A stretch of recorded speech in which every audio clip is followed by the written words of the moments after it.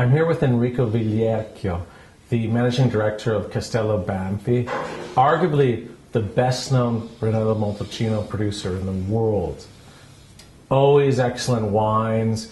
I want to talk today about 2008 and 2007 Riserva Brunellos. I tasted over 100 2008s. It's pretty inconsistent. There's some excellent wines. I really liked your Brunello di Montalcino, but it's inconsistent compared to two great years, 2006 and 2007. What happened in that harvest? What happened with the year? Well, the vintage is like 2008, also due to the climate condition probably, put also more in evidence the differences that we have in our territory of Montalcino. We have to consider that Montalcino is a composition of different microclimates, different soil, different elevation, different exposition. So 2008 was quite a colder vintage versus the 2006 and 2007, a vintage that was a little bit more challenging in also during the harvesting and the last part of the year in order to bring the Sangiovese to the proper maturation level. It's of course a vintage that is characterized by, let's say, different characteristics of Sangiovese, a little bit less structure or a different tanning profile that we have into the wines, a little bit more acidity. So it was a cooler year then? It was generally cooler here. And of course in vintages like this, like on the opposite, extremely hot vintages are of course putting more in evidence differences that we have within our territory. So you considered a very good, outstanding year compared to an amazing year like 2007 or 2006? I think 2008 is a good vintage, a wine that is some good quality.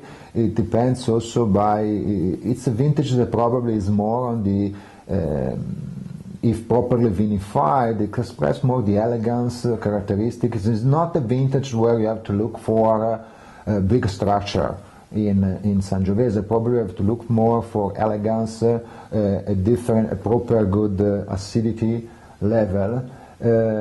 Probably a vintage that has a medium aging potential, but you know, Brunello is a wine that has sometimes unpredictable in terms of aging as due to the characteristics of Sangiovese variety.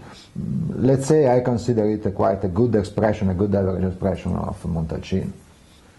So, well, the 2007 is a whole different story. The 2007 Brunello di Montalcino Riservas.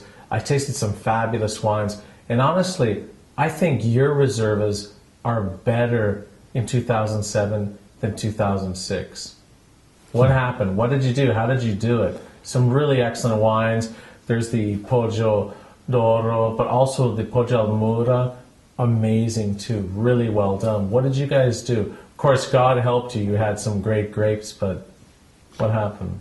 I'm a big fan of 2007 vintage for different reasons. Also because 2007 is a vintage that for our winery and our estates makes really a change in all. We really put in place a lot of things that we have been studying for a lot of time in terms of vineyards classification, in terms of grape selection, in terms of the new horizon vinification.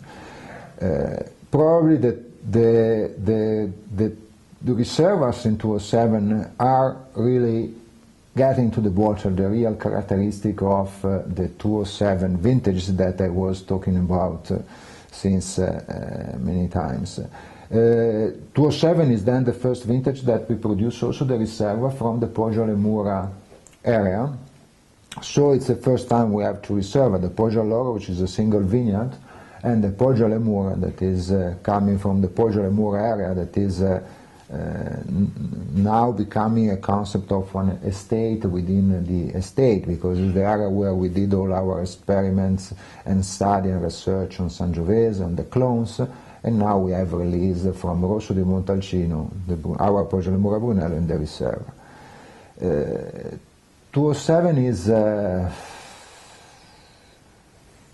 it's difficult for me to describe because I love so much. That is a combination of power, elegance. It's very long.